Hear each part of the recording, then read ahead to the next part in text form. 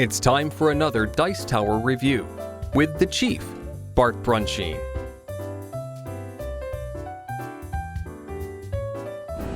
Hi, this is the Chief with the Dice Tower, and today I'm going to talk to you about a game called Politics that's actually active on Kickstarter right now, or at least it is when I'm filming this. It showed up to me in pretty much prototype fashion, so I'm not really going to comment on the bits too much because there's not really any finished product here. There is some little plastic blue little chips and some red chips. These are victory points. These are called influence points. I may do a close-up on this later, or I may just do a brief overview. We'll see. You get decks of cards. Right now the backs are all exactly the same, other than you have objective cards, you have what's called kickback cards, and kind of the heart of it is cards that are called the build. John Ruff is the designer. I'm going to tell you right now, I still believe this is in a prototype stage. I did talk to John. I gave him some pointers, asked him if he was willing to take some pointers. He said he definitely was. I gave him a few ideas on what I thought of the game. The game is loosely designed, or at least the idea came to him from how Twilight Imperium 3's political voting system works. And it actually does a real good job on that. The rules in the current stage are very rough. I had several just particular questions on understanding the rules. I took it to my board game group, had some very good experienced gamers sit down with me, and we actually worked through it. And we wrote down questions and things on the back and on the front as we worked through the rules. The game is not hard. I will do a little bit of an inside review so you can kind of see what it's based on. But I got to tell you, after talking with John, I think there's going to be some changes to it. But for now, heck, let's go ahead and take a closer look. The game, this is what you get. These are your influence tokens. Every player starts off with 10. These are victory points. You get none of these at the beginning. You only get these if you satisfy objectives. You start the game with 5 objectives. When you satisfy an objective, you'll get a victory point. And then there's different things you can do with kickbacks, which I'll get into, that will allow you to steal victory points or influence. Let's get down to what the heart of the game is. The heart of the game are these bills. At the beginning, I liked it best with 5 players. It handles 3 to 5. And what happens is one player has to be voted on by the group to be the president. The president actually has a lot of influence, so it really does matter. What happens is the president starts off with the bill deck. The bills look like this. Now again, these are rough copies. The cards aren't really very good stock or whatever. I mean, it's decent, but this is a prototype copy. First thing you can notice on this is there's 3 different colors. This is considered a green bill, this is a red bill, and although this looks black, it's actually a blue bill. That'll come in important later for your objectives. What'll happen is the president, when he first starts, later on it'll rotate around, but the president will start by taking 2 bills. He gets to read them, or she gets to read them, and they get to decide which one is going to be in play. The other bill that they don't want to use, they can either put it on top or they can stash it on the bottom. Of course, you have to take them off the top, so they can kind of kill one of the bills. The other bill, then they get to choose a player that's going to have to basically, or that's going to be the target of the bill. And that's completely up to the person that's laying this down. Now later on in the game, the bill deck will always rotate to the right. So the president will rotate it to the next one, and it'll go around to each player. However, there are some kickback cards that allow you to change that rule and bring it back to yourself. Again, it's supposed to simulate some politics. But what will happen is the rule or the bill will be picked on a target. A target is a player. Sometimes it means that player won't even have a vote or a say in this, or it may say that they lose victory points. Some of them are a little bit more innocuous. Some of them are actually hurtful to the target. And one thing you can do is you can use your influence to try to bribe either the person bringing the bill, or you can use influence to do anything you want. You simply can use it as bribery. So that's kind of fun. Our group had a lot of fun trying to push that around, and influence matters because after the first turn, the player with the most influence gets to be the president. The other good thing about being the president is when the bill comes to a vote, and I'll get into that in a second, the voting always starts to the left of the president and goes all the way around, giving the president the final vote and usually the swing vote and what's going to happen or not. So it's very important. So here's the 3 things you can do when it comes to you, and they're very simple.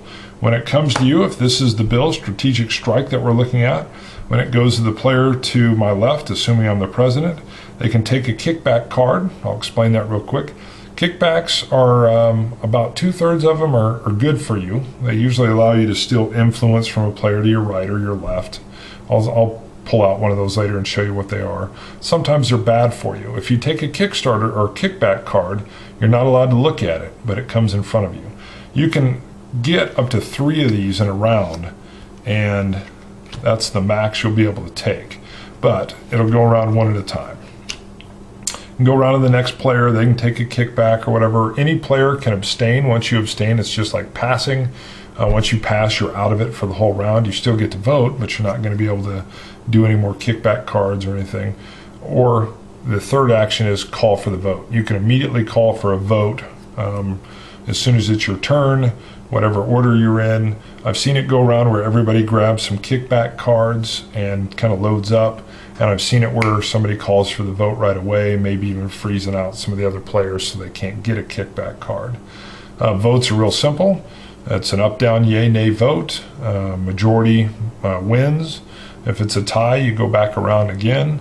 And that's really about it. So if a bill passes, then you get to bring your kickback cards into effect. If a bill does not pass and does not go into law, all the kickback cards go into a discard pile, and you don't even get to see what they were. But let's say a bill were to pass and you end up having some kickback cards. As soon as it passes, you go around and you read your kickback cards, and they read like this. The player on your left gives you 1 influence. That's one of these, so you simply collect 1. The player on your left gives you a victory point, like I already covered. This is a setback. Give 2 influence to the player on your right. So now you're losing some stuff. So that's really as simple as those go. And you're wondering, well, okay, we're passing bills, we're getting kickbacks. The true objective is, of course, the objective card. Every player has 5 of these. In this case, you can see this objective card says, and you can only use 1 of these per round. So this round I voted no on a blue law. Well, this is a red law, so I wouldn't be able to use that. This round I was president. Okay, I could use that one. I was the president this round, so I could simply claim this, say, hey, I met the objective, and I've collected one of my chips. I always keep the objectives out in front of us. You don't have to keep your little token on there. This round I voted yes on a red law. Well, if I'd voted yes on it, it is a red law. So I might have a choice. Which one's going to be easier? Is it going to be hard for me to get the president again? Take that now and try to get the red law later. This round I voted the same as the player on my right. This gets to be kind of interesting. Clearly if I just vote the same as him, that's great. I can meet an objective, but maybe I don't want to give the vote. If it's maybe he votes yes and I don't want to give that to the other player, and you start running into some dilemmas. This is where a lot of the players in my group like the game. The game's actually really quick. It only took about 30 minutes to play, and they like this little element. It's not super deep. They actually wished for a little bit more interaction, which I'll talk about in the little final review, but they said, this is a fun game. We had some laughing, there was some gotcha stuff going on. One guy even said, hey, I think there's a real good game in here. He didn't feel it was quite there yet. I don't either, and again, we'll talk a little bit more about that in the review, and you kind of know some of my thoughts already on this as a prototype. So I did like it. And let's go to the final review, and I'll tell you some more about it. At this point in time, I wouldn't recommend this version of the game because it's just not fully fleshed out yet. He's literally working on it, and he would love your support on Kickstarter. Just go take a look at it and make your own independent review. But I can tell you, and I've told him in this current format, I would not recommend this as a purchase now. I also talked to him about bringing in some heavy, rather than just cards, that some tokens that were weighted that said yes on one side, no on the other, or yay, nay. We had a hard time keeping some of our voting straight because there is some kind of jockeying and arguing and bribing with initiative tokens and things that are going around. So it was fun, but I wanted one of those. And the player that's the president, I thought it'd be neat if they had a nice little bit or trinket or something. Obviously those cost money. I did tell him Kickstarter's perfect for that, because on Kickstarter, if he offered that as incentives or one-time unique things for backers on Kickstarter, and he reached a certain price point, he could afford those. But again, that's totally all up to him. He was very open to my ideas. I give him a lot of credit for that. I asked him if he wanted all my honest opinions and things before I gave him, and he said he did. So I give John a lot of credit. At least go take a look at it. That's it. This is Bart from the Dice Tower, or Chief from the Dice Tower. You guys have a good day. See ya. Bye. Thanks for watching our review today. For more information about board games, as well as the #1 board game audio podcast, check out Dicetower.com for reviews, interviews, and more. I'm Eric Summerer, and you've been watching The Dice Tower.